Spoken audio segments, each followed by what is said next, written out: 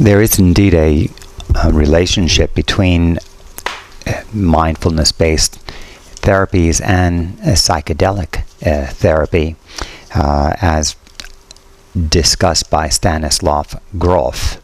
And I'd like to talk about that today. It's somewhat of a sensitive subject, and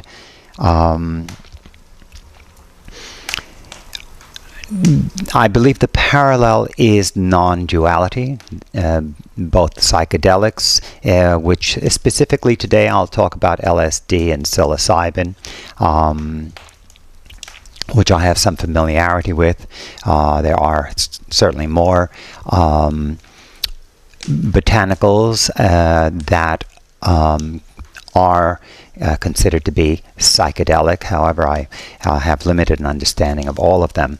However, the understanding of LSD and psilocybin, and of course my understanding of mindfulness, I think does provide some orientation for a reasonable conversation about it.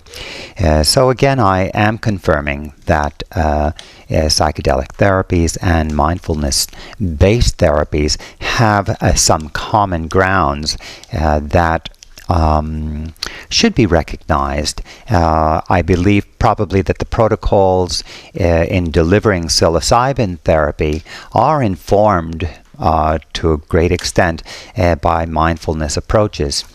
So in this conversation, it's quite a large scope. I'll try to be as brief as possible. I'm going to begin with a theory of suffering, of psychological suffering. And let's look at it from a perspective not as a diagnosis, but an event that might occur in someone's life. We begin with a child who has a need that is not being met.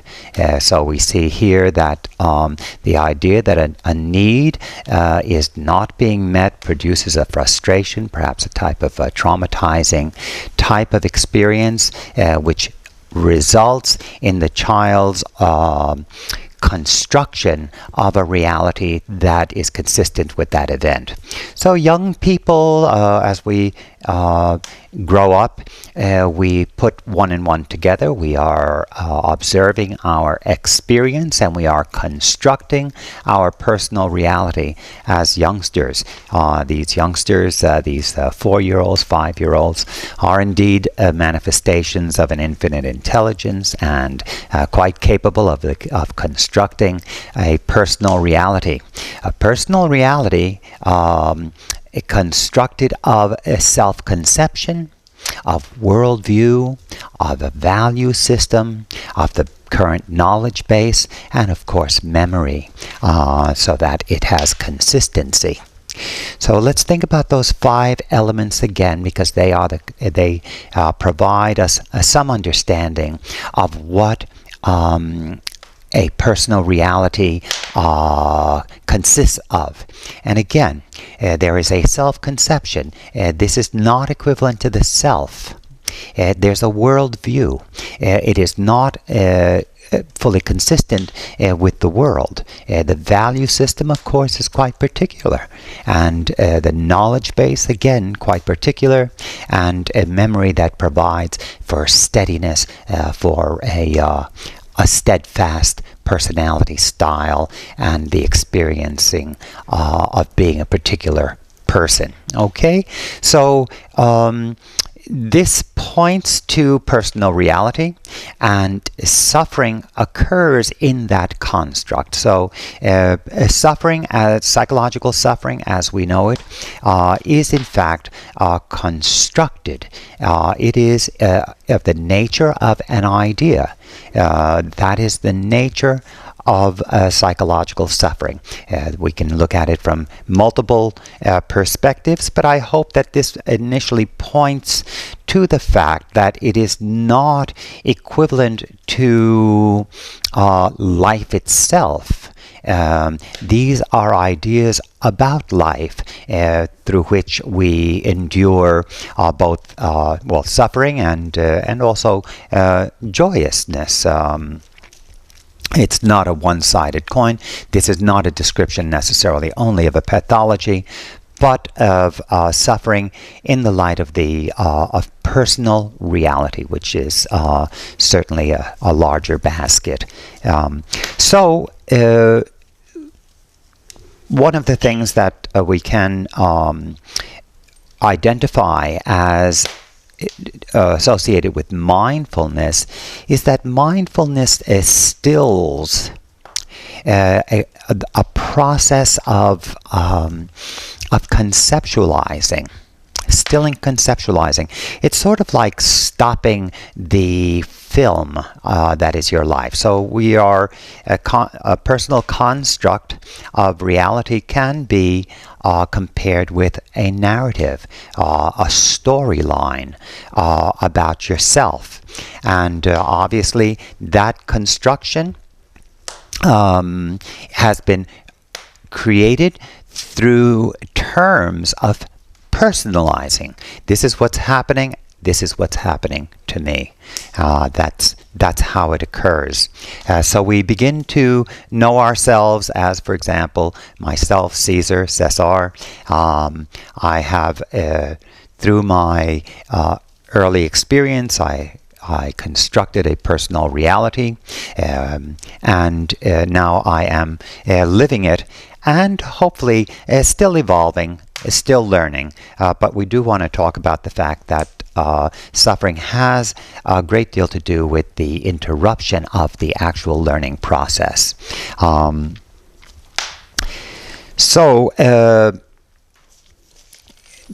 A quick example, for example, of psychological suffering, just to give you more than just a concept. A child that loses his father, for example, if there's a divorce and the father withdraws and does not come back, there is a tendency for that child to personalize that experience. And of course, the father is a love object, and the father has a great deal to do with the construction of personal reality.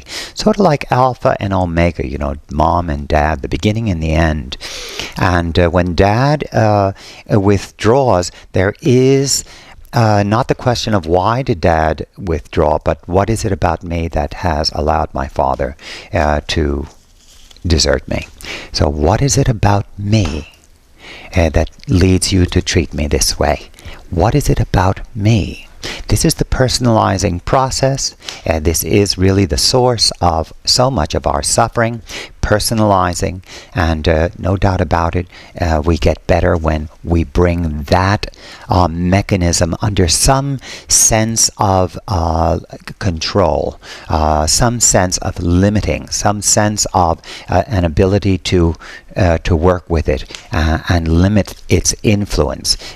Life is not really simply about us. However, this is a very important survival mechanism, so we don't want to get rid of it. However, when we have serious disappointment, we become overly self-conscious. We begin to ruminate. We develop preoccupations that distract us from fulfilling our lives in a way that is natural, is unencumbered. We move towards actualization under good settings when we have our needs generally met. If you recall Maslow's hierarchy, he did discuss that very essential needs are critical to the person. They need food and shelter. They need someone around. There needs to be some safety. They have to have a sense of belonging and self-esteem.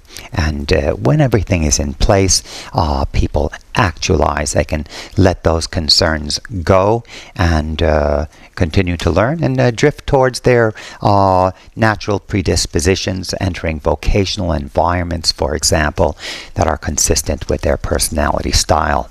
And when we do enter work environments that are consistent with our true inclinations, we tend to learn throughout our entire lives.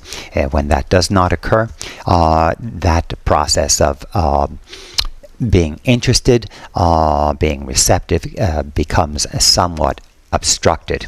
So I'm taking on a big subject and just attempting to orient you as quickly as possible to the conversation, which we really do need to talk about the fact that we are conceiving our experience to a great extent, and the liberation from that conceptual bubble, so to speak, from those constructs, has a lot to do with the liberation from psychological suffering, and actually also about the actualization of our potential as discussed by Abraham Maslow. So, we've talked about suffering. I gave you an example of the abandonment schema. The child with a who loses a parent under those difficult circumstances will in fact tend to personalize the event, and a defectiveness schema can develop that I'm not adorable enough. When a child asserts themselves, they understand that they have the capacity to turn a parent around by their adorable nature, and when that does not work, they begin to construct the idea that they are less than adorable, less than lovable. So you see that the abandonment schema, which is a mental pattern, schema means mental pattern,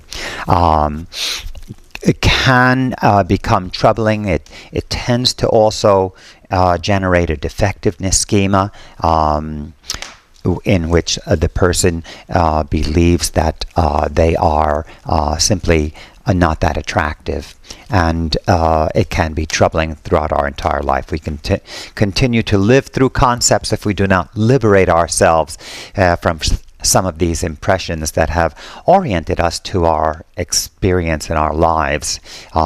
We do want to expand our experience. We do want to keep learning, and that's what this discussion is about. That is where mindfulness comes in. Mindfulness meditation stops the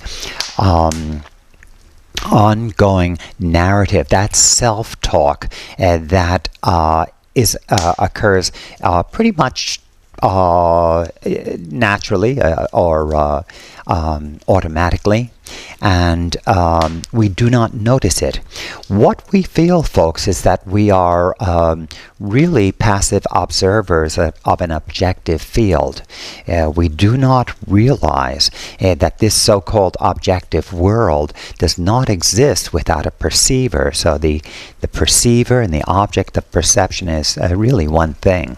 And so this subjective side is very critical, very, very critical to getting better.